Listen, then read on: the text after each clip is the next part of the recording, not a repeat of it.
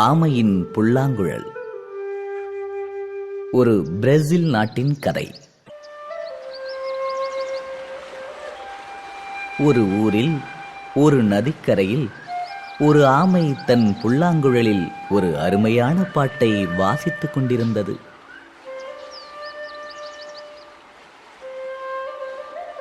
அந்த பாட்டை கேட்டு சிங்கங்களும் யானைகளும் பட்டாம்பூச்சிகளும் பாம்புகளும் குரங்குகளும் நாட்டியமாடத் தொடங்கின. ஒரு நாள் அந்த காட்டின் வழியாக சென்ற ஒரு விவசாயி அந்த ஆமையின் புல்லாங்குழல் வாசிப்பை கேட்டு, ஆஹா, இந்த அருமையான புல்லாங்குழலின் ஒலி ஆமையுடையதா? அதன் வாசிப்பே இவ்வளவு அருமையாக இருந்தால் அதன் கறி சாப்பிட எவ்வளவு ருசியாக இருக்கும் என்று யோசித்தான். உடனே அவன், என் அருமை ஆமையே, உன்னுடைய இசைமழையில் நான் நனைந்து விட்டேன். எங்கே உன் அழகான புல்லாங்குழலை எனக்கு காட்டு என்று சொன்னான். ஆமை அவன் குரலை கேட்டு தன் வீட்டு வாசப்படியில் நின்று தன் புல்லாங்குழலை பெருமையுடன் நீட்டிக் காண்பித்தது. விவசாயோ ஆமையின் தலை தெரிந்தவுடன் வேகமாக அதன் கழுத்தை இறுக்க பிடித்து கொண்டு அவன் வீட்டுக்கு ஓடினான். ஆமை காப்பாற்றுங்கள் என்று கூவ முயற்சி செய்தது. ஆமையின் கழுத்து பிடிபட்டிருந்ததால் அது சத்தம் போட்டு கூவ முடியாமல் தவித்தது. ஆனால் அது கண்களை மூடிக்கொண்டு தனது புல்லாங்குழலை மட்டும் விடாமல் பிடித்து கொண்டிருந்தது.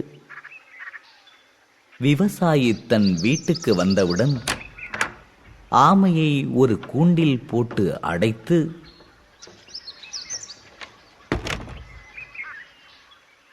அவனுடைய குழந்தைகளிடம், எக்காரணத்தை கொண்டும் இந்த ஆமையை யாரும் வெளியே திறந்துவிடக்கூடாது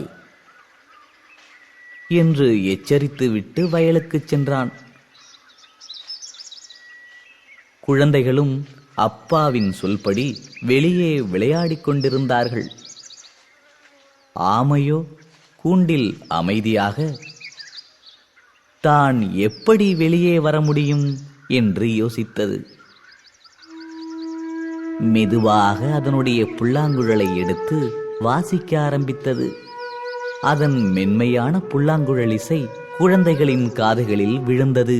குழந்தைகள் ஆச்சரியத்தோடு ஆமையிடம் வந்து, நீயா இவ்வளவு அழகா புல்லாங்குழல் வாசிக்கிறாய் என்று ஆச்சரியத்துடன் கேட்டார்கள். ஆம் என்று பெருமையாக சொல்லி ஆமை தன் வாசிப்பை தொடர்ந்தது. குழந்தைகளும் ரொம்ப சந்தோஷமாக அந்த வாசிப்பை அனுபவித்துக் கொண்டிருந்தார்கள். கடைசியில் தன் வாசிப்பை நிறுத்திவிட்டு, நான் புல்லாங்குழல் வாசிப்பதை விட நாட்டியம் இன்னும் நன்றாகவே ஆடுவேன். நீங்க என் நாட்டியத்தை பார்க்க வேண்டுமா என்று ஆசை காட்டியது ஆமை. தயவு செய்து நாட்டியம் ஆடி காட்டு என்று விவசாயின் மகன் கெஞ்சினான். நான் புல்லாங்குழலையும் வாசித்துக் கொண்டு எப்படி நாட்டியம் ஆட வேண்டும் என்று காண்பிக்கிறேன். ஆனால் இந்த கூண்டு ரொம்ப சிறியதாக உள்ளதால் நான் இங்கு எப்படி ஆட முடியும்? நீங்கள் கூண்டின் கதவுகளை திறந்தால் என்னால் ஆடி காண்பிக்க முடியும் என்று கூறியது ஆமை. அந்த சிறுவன் கூண்டின் கதவை திறந்தான். ஆமையும் நாட்டியம் ஆடத் தொடங்கியது.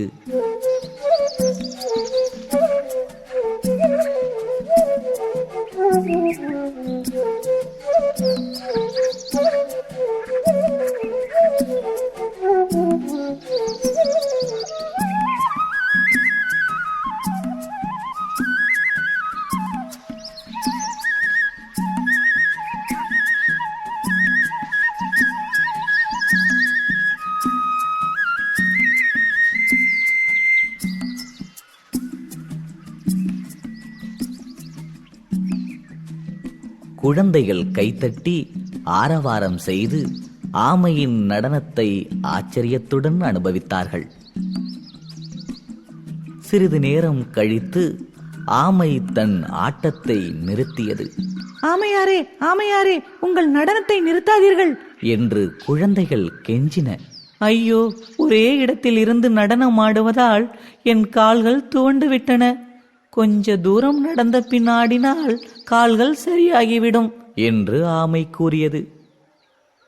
சரி, ஆனால் ரொம்ப தூரம் போக வேண்டாம் என்று ஒரு சிறுமி எச்சரிக்கையுடன் கூறினாள். கவலைப்பட வேண்டாம் குழந்தைகளே, நான் சிறிது தூரம் நடந்துவிட்டு திரும்ப வந்து என் நாட்டியத்தை ஆரம்பிக்கிறேன். நீங்கள் எல்லாம் இங்கேயே இருங்கள் என்று கூறி ஆமை மெல்ல நகரத் தொடங்கியது.